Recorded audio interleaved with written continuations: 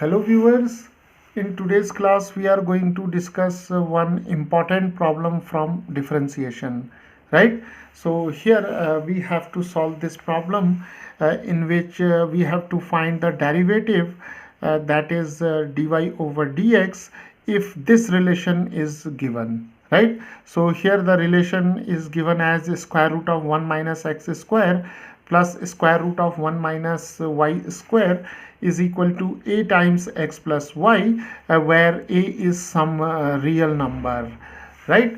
So let us find out the derivative of y with respect to x, right? And here the important thing is that we are not going to find out the derivative that is dy over dx by the usual method of differentiating this relation both sides, right? So here we'll make use of the trigonometric substitution to first simplify this expression, and then we'll find out the derivative, right? So here we'll make use of some trigonometry to first simplify the given expression, right? So let us start. So now here what we will do, we'll first take the substitution that is x is equal to sine alpha, right? And we'll take y is equal to sine of beta, because we know that 1 minus sine square alpha, when we'll substitute x is equal to sine alpha over here and sine beta over here, then 1 minus sine square alpha is cos square alpha, right? So we'll take x is equal to sine alpha and y is equal to sine beta, which implies that alpha is equal to sine inverse of x and beta is equal to sine inverse of y, right? So now let us take the values of x and y as sine alpha and sine beta in this relation. So this relation now, it takes the form square root of 1 minus sine square alpha.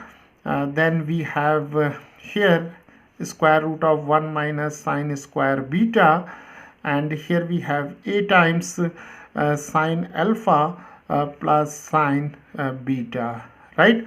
So here x plus y, so we have sine alpha plus sine beta, right? Now see, here we have square root of 1 minus sine square alpha. 1 minus sine square alpha is cos square alpha, and here we have cos square beta, and here we have a times sine alpha plus sine beta, right? So now square root of cos square alpha is cos alpha, and here we have cos beta, and here we have a times sine alpha plus sine beta, right? So now a can be written as cos alpha plus cos beta divided by sine alpha plus sine beta, right? So now we have obtained this relation. Now we can here use some trigonometric identities to simplify this expression, right? So now from trigonometry we know two important results, right? So the first one is the cos of say x plus cos of y is given by 2 times of cos x plus y over 2 and cos of x minus y over 2, right? So cos x plus cos y can be written as the product of two cosine functions, right? And similarly sine alpha x plus sine y is given as 2 times, here we can write sine of x plus y over 2 and cos of x minus y over 2, right? So here we'll make use of these two important trigonometric results to simplify this expression, right?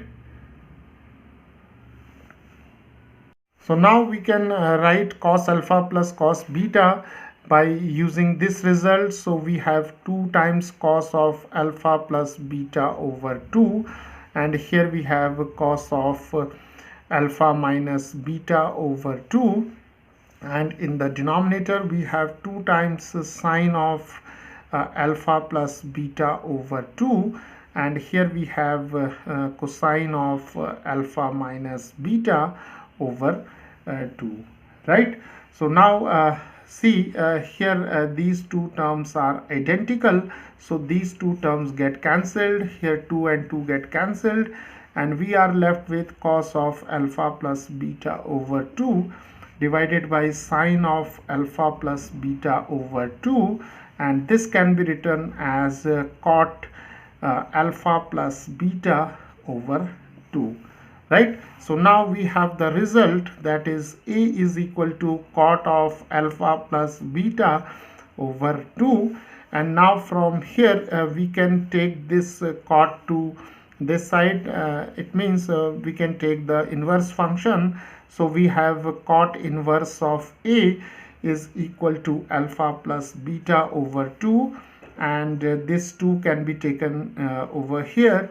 So we have 2 times cot inverse of A is equal to alpha plus beta, right? And see, A is some real number, and so 2 times cot inverse A is a constant, so we can take it as K, right? So 2 times cot inverse of A is K. So now we can write here K is equal to alpha plus beta. So now alpha plus beta is equal to K. Alpha can be now taken as sine inverse of x, and beta can be taken as sine inverse of y, that is equal to K, right? So now making these substitution, the original expression is now reduced to this one, right? And see, we have to find dy over dx. So now what we will do, we'll differentiate both sides with respect to x, right? So we have d by dx of sine inverse x, and here we have d by dx of sine inverse y, and k being a constant, the derivative of k is 0, right? Because we know that the derivative of a constant is 0, so the derivative of k is 0, right? Now here we have the direct formulas to write the values of these two expressions. So see, so the derivative of sine inverse x is 1 over square root of 1 minus x square, and here the derivative of sine inverse y with respect to y is 1 over square root of 1 minus y square, and by chain rule we can write here dy over dx, right? And that is equal to 0. So now this relation gives us 1 over square root of 1 minus x square is equal to minus 1 over square root of 1 minus y square dy over dx, and now we can write it as dy over dx is equal to negative of square root of 1 minus y square over square root of 1 minus x square, right? Or we can also write this expression as negative of square root of 1 minus y square over 1 minus x square, right? So this is the required derivative, that is dy over dx, right? So viewers, this is how by making the trigonometric substitution we can use some trigonometric identities to first simplify these type of relations, and then we can easily find out the required derivative.